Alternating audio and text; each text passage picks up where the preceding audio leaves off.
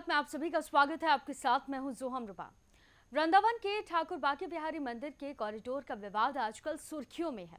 Supreme court के आदेश के बाद जहां राज्यपाल आनंदीबेन पटेल ने बांके बिहारी न्यास का गठन कर दिया और इस समिति को लेकर सरकार ने सेवायतों को आश्वासन भी दिया है कि मंदिर की परंपराओं में सरकार दखल नहीं देगी और भक्तों की सुविधाओं का पूरा ख्याल रखा जाएगा। लेकिन वहीं गोस्वामी समाज लगातार इसका विरोध कर रहे हैं। वृंदावन के श्री बांके बिहारी मंदिर कॉरिडोर मामले में सुप्रीम कोर्ट ने 15 मई को एक राज्य सरकार के पक्ष में फैसला सुनाया था कि 5 एकड़ में कॉरिडोर 500 करोड़ रुपए की लागत से बनाया जाए और जमीन खरीद में बांके बिहारी मंदिर के खजाने के रुपए का प्रयोग किया जाए। कोर्ट से हरी झंडी मिलने के बाद प्रदेश की राज्यपाल आनंदीबेन पटेल ने विशेष अध्यादेश पारित कर न्यास बोर्ड गठन की अधिसूचना जारी कर दी थी। इसके बाद से प्रशासन हरकत में आ गया है और मंडलायुक्त आगरा शैलेंद्र सिंह, जो कि पूर्व में मथुरा के जिलाधिकारी भी रहे हैं, उनकी टीम लगातार गोस्वामी समाज को मनाने में लगी हुई है। उनका कहना है कि स्थानीय लोगों को कॉरिडोर बनने के बाद बहुत फायदा होगा। शहर के पर्यटन उद्योग को पंख लगने की पूरी उम्मीद है। जिस तरह काशी विश्वनाथ कॉरिडोर से वहां श्रद्धालुओं की संख्या में इजाफा हुआ, वैसा ही कुछ यहां भी होगा। बांके बिहारी मंदिर कॉरिडोर बनने के बाद मथुरा वृंदावन आने वाले श्रद्धालुओं की संख्या में इजाफा होगा।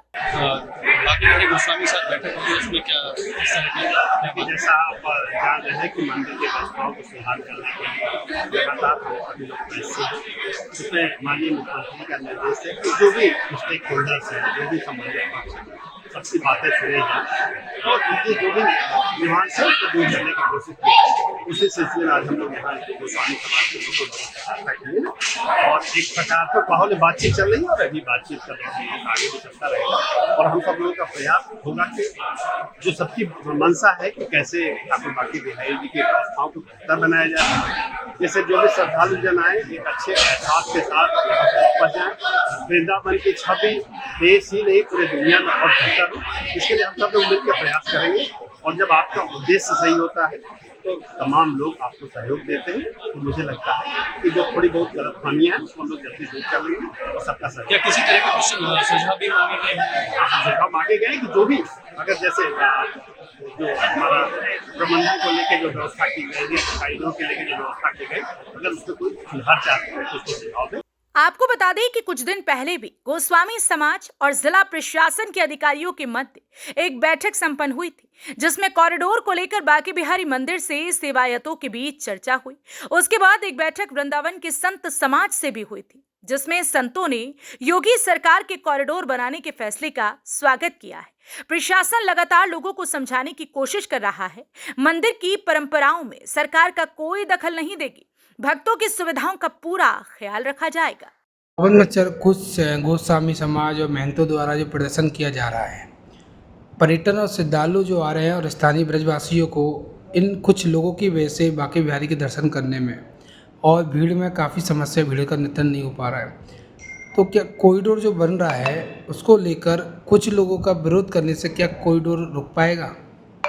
कॉरिडोर माननीय उच्चतम न्यायालय के आदेश के द्वारा उसके अनुपालन में बनाया जा रहा है, ये बात लोगों को समझ लेना चाहिए। तो इसीलिए हम लोग जो लगातार लोगों से मिलने जा रहे हैं, ऐसा नहीं कि कॉरिडोर रुकेगा, हम लोगों से बार बार मिल करके इसके एग्जीक्यूशन का एक व्यवहारिक तरीका ढूंढ रहे हैं और उनको समझा रहे हैं कि हम व्यवहारिक तरीके से इसको प्रवर्तित करेंगे। इसका एग्जीक्यूशन एक व्यवहारिक तरीके से हम लोग करेंगे और किसी को दुख नहीं होगा, किसी को तकलीफ नहीं होगा। हालांकि विशेषज्ञों का कहना है कि कॉरिडोर बनने के बाद शहर के पर्यटन उद्योग को पंख लगने की पूरी उम्मीद है। जिस तरह काशी विश्वनाथ कॉरिडोर से वहां श्रद्धालुओं की संख्या में इजाफा हुआ, वैसा ही कुछ यहां भी होगा। बांके बिहारी मंदिर कॉरिडोर बनने के बाद मथुरा वृंदावन आने वाले श्रद्धालुओं की संख्या में इजाफा होगा। इससे पर्यटन हब के रूप में विकसित करने का भी रास्ता सुगम होगा। कॉरिडोर निर्माण के बाद किसी भी श्रद्धालु को असुविधा नहीं होगी, आसानी से दर्शन कर सकेगा। स्थानीय प्रशासन और कारोबारियों का मानना है कि जैसे जैसे सुविधाओं में विस्तार होता है, लोगों का रुझान उन स्थानों के प्रति बढ़ता है। पर्यटन विभाग के आंकड़े बताते हैं, विभाग के आंकड़ों के अनुसार 2024 में मथुरा जिले में करीब 21.96 करोड़ श्रद्धालु आए। इसमें सबसे ज्यादा 2.55 करोड़ श्रद्धालु वृंदावन में श्री बांके बिहारी के दर्शन के लिए पहुंचे हैं। इसमें 70,000 विदेशी पर्यटक भी शामिल हैं। उत्तर प्रदेश में आगरा के बाद सबसे अधिक विदेशी मथुरा में आते हैं। ब्रज में आने वाले भारतीय और विदेशी श्रद्धालुओं के लिए वृंदावन की श्री बांके बिहारी सबसे प्रमुख है। इसके अलावा गोवर्धन, कुसुम सरोवर, राधाकुंड, गोकुल, बरसाना, नंदगांव, महावन भी शामिल है। होली, अक्षय तृतीया, नए साल के साथ ही वीकेंड शनिवार और रविवार को औसतन 1 लाख से ज्यादा श्रद्धालु भगवान बांके बिहारी के दर्शन करने वृंदावन पहुंचते हैं। कॉरिडोर के बनने के बाद करीब 10,000 श्रद्धालु इस मंदिर में एक साथ दर्शन कर सकेंगे। मंदिर तक पहुंचने का रास्ता कुंज गलियों से होकर जाता है। इन गलियों के बारे में धारणा है कि भगवान श्री कृष्ण यहाँ खेलते थे, रास रचाते थे, माखन चुराते थे। बिहारी जी मंदिर के पास 22 गलियां हैं। गलियों की चौड़ाई 3 से 10 फीट तक है। ब्यूरो रिपोर्ट, यूपी की बात।